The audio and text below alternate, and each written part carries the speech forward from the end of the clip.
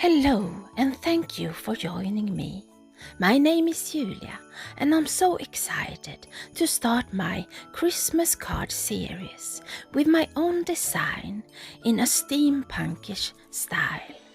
I drew this wonky metal Christmas tree and I just love how this design contrasts with traditional Christmas style. I'm watercoloring in Distress Oxide Inks and just smush them on an acrylic block or on my worksheet, spray with water and paint. I'm using the colors Weathered Wood, Hickory Smoke, Vintage Photo, Ground Espresso and a bit of black soot. I usually find it easier to watercolor wet on wet, meaning I first coat the piece I'm working on with clear water and drop in color a little at a time. But today I'm just painting, sometimes wet on wet and sometimes just putting some color where I want my shadows and dragging it out with water. However I paint, I start with gray shades and drop in the brown.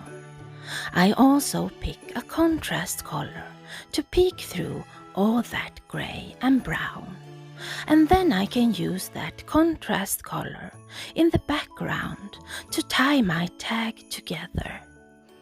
Today I picked pine needles, a dark green, as my contrast, and here and there I drop in my green, so the metal pieces shift from grey and brown to dark green, and you will see how pine needle and hickory smoke become the colors that tie my tag together and are repeated over and over again.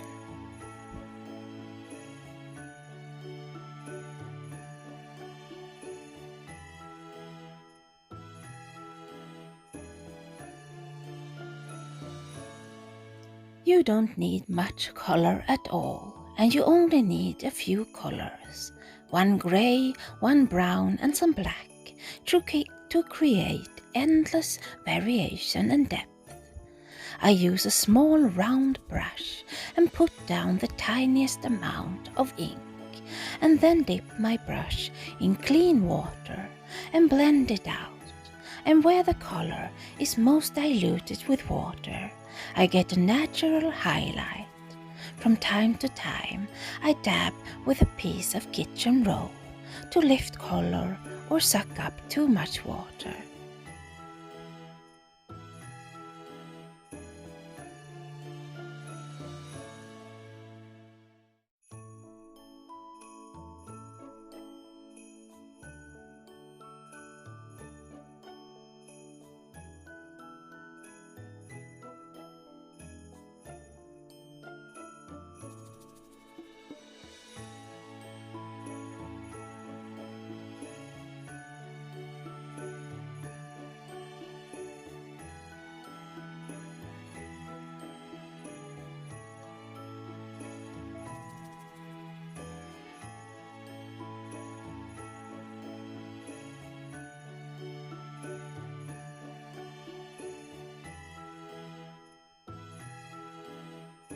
For the clock on the tree, I use a yellow pen in gold.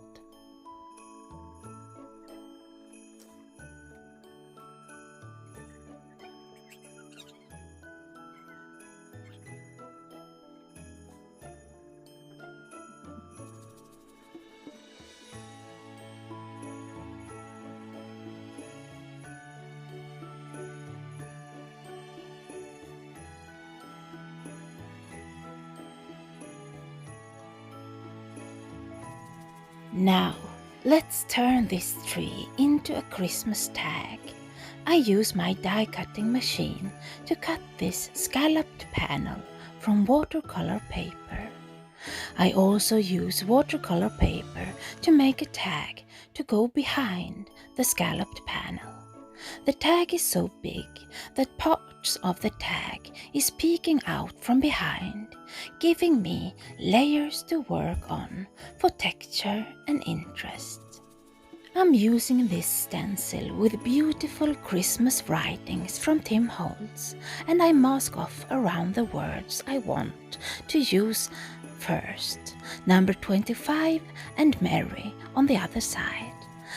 And I use Distress Oxide Ink in pine needle and a finger dauber to stencil in those words and numbers. And then I cover them with clear embossing powder and heat set until it's glossy. By heat setting, I've captured in my words so they won't move whatever I decide to do next. I alternate between stenciling words in pine needle and hickory smoke and heat embossing in between until I've gone around the whole tag with my green and grey words. Then I pick up a blending tool and ink up with pine needle again. I blend in from the sides, since my smaller panel will cover the middle. I build up that green until I'm satisfied, and then buff off the excess ink from my stenciled words with some kitchen roll. I do the same with hickory smoke, I just don't blend in quite as far. And lastly, for this piece, I go around those edges with black archival ink. You know I love that look, and buff off the excess ink lying on top of my heat embossed words.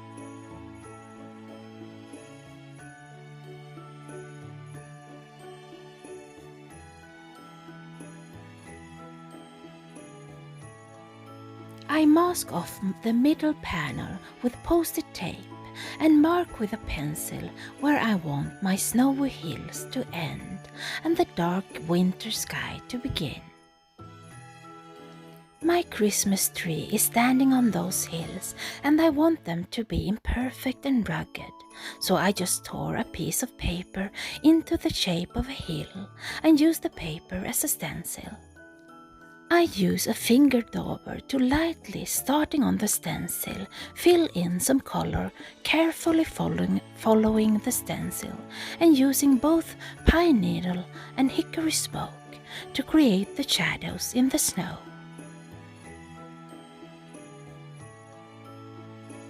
I use some pieces of post-it tape to quickly mask off my hills. And then I do what I love most, blend the evening sky, starting with hickory smoke and then pine needle, and I take great care to go between the colors, blending them together. Then I introduce chipped sapphire and do the same to get a smooth, seamless blend.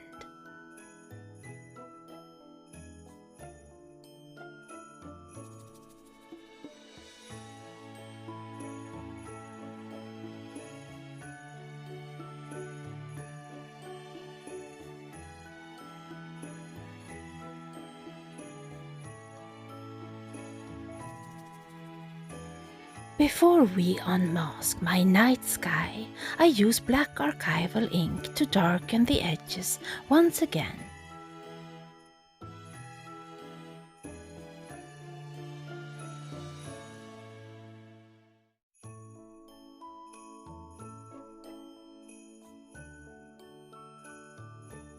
The most exciting part of a project is to unmask and see that ink-blended sky against the white borders.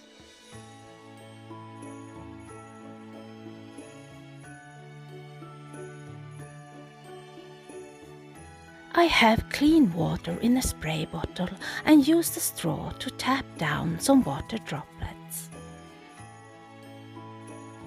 The water droplets react with the ink, and when I lift the kitchen roll, I lift the color where the water was, creating texture and dimension in my sky. I use a small scoop of perfect pearls mixed with water, and from an acrylic block I flick pearlescent water on my sky that leaves a shimmer behind.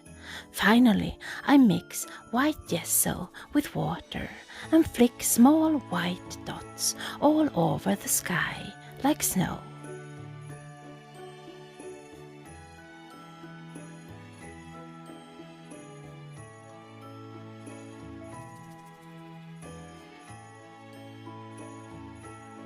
All that is left is to put the pieces together and make a Christmas tag.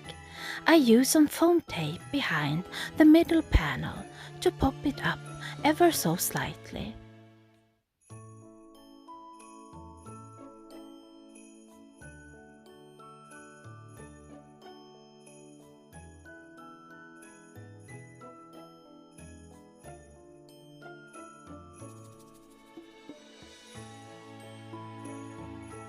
For the Steampunk Christmastree, I use Ranger's Multimatte Medium on a brush so I won't have any glue leaking behind, and I glue down my tree.